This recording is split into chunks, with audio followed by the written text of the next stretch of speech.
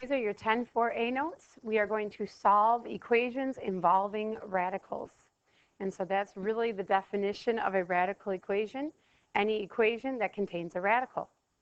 It just adds a different approach to solving. So to solve radical equations, you're going to isolate the radical. You're going to use inverse operations. You're going to add, subtract, multiply or divide to get that radical all by itself. So you want to get the radical equal to something. After you isolate the radical, to undo a square root, you're going to square both sides of the equation. Squaring is the inverse operation of a square root, and square root is the inverse operation of a square. So we've already solved equations that involve something squared. We just took the square root of both sides. Well, now we have the square root, so we're going to square both sides of the equation. And when you square both sides of the equation, you will actually eliminate the square root. And then you're going to solve for the variable. Now, I do want to mention that when you take the square of both sides of an equation, sometimes the other side that you're squaring might be a quantity. So you may have to FOIL if you're going to be squaring a binomial or a trinomial or something of that nature. So sometimes there's more than one term over there. You may have to FOIL. After you square root or take the square of both sides, then you're just going to solve for the variable, as we usually do. So let's try this. The first thing we need to do is we need to get rid of that 7 and isolate that square root of x plus 1. So I'm going to subtract 7 from both sides. That leaves me with the square root of x plus 1 is equal to 3. I'm going to square both sides now that the radical is all by itself. Square both sides. When you square a square root, they sort of cancel each other out, so I just cross them off. And it leaves me with x plus 1 equal to 9. Solve the equation. You're going to subtract 1. X is equal to 8. You can check your answer by plugging in 8 into the equation. 8 plus 1, the square root of 9 is 3. 3 plus 7 is in fact 10. So I just did a quick check. You don't have to check your answers. I just wanted to show you the process. For number 2, there's a couple things involved with the radical. I see a 3 out in front that's being multiplied, so eventually I'll divide, and I need to get rid of that plus 8.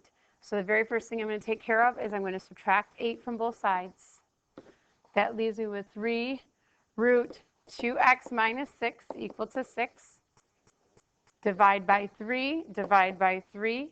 Square root of 2x minus 6 is equal to 2. And now we're going to square both sides now that I have the radical isolated. The square and the square root cancel. 2x minus 6 is equal to 4. And then we solve. Add 6 to both sides. 2x is equal to 10. Divide by 2. X is equal to 5. Again, I can plug that into the equation. If I plug 5 in and you multiply it by 2, you get 10. 10 minus 6 is 4. The square root of 4 is 2. 2 times 3 is 6. Plus 8 equals 14. So it does, in fact, work. If you look at number 3, just a little bit more difficult here. It's already isolated, but the other side is actually equal to a binomial factor.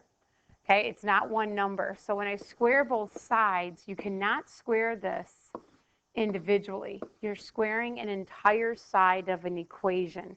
You can't square the x and square the 2 separately. That's a big misconception here.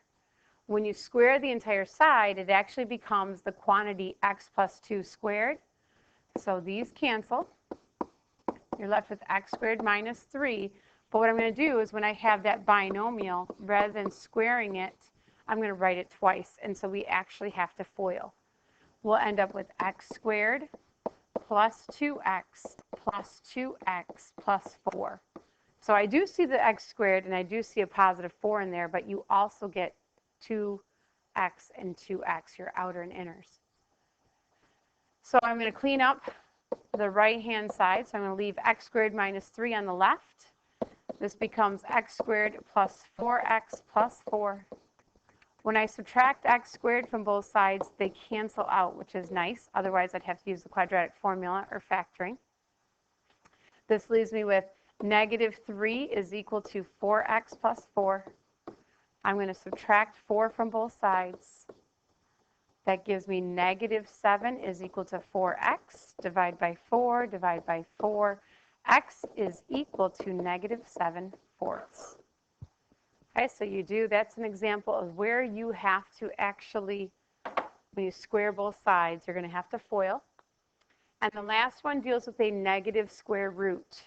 So really, remember, if there's no number out in front, there's always a 1 out in front. So this just happens to be a negative 1 out in front. So we still want to get rid of it. We're going to divide both sides by negative 1. That gets rid of the negative out in front of the radical. So the square root of x minus 5 is equal to 2. A negative 2 divided by a negative 1 is just 2. We're going to square both sides of the equation. When I square a square root, they cancel each other out. X minus 5 equals 4. Add 5 to both sides. X is equal to 9. And we're done. That's as simple as it is. So I want to know why we square both sides of the equation to solve. And I want you to actually solve this radical equation. Good luck.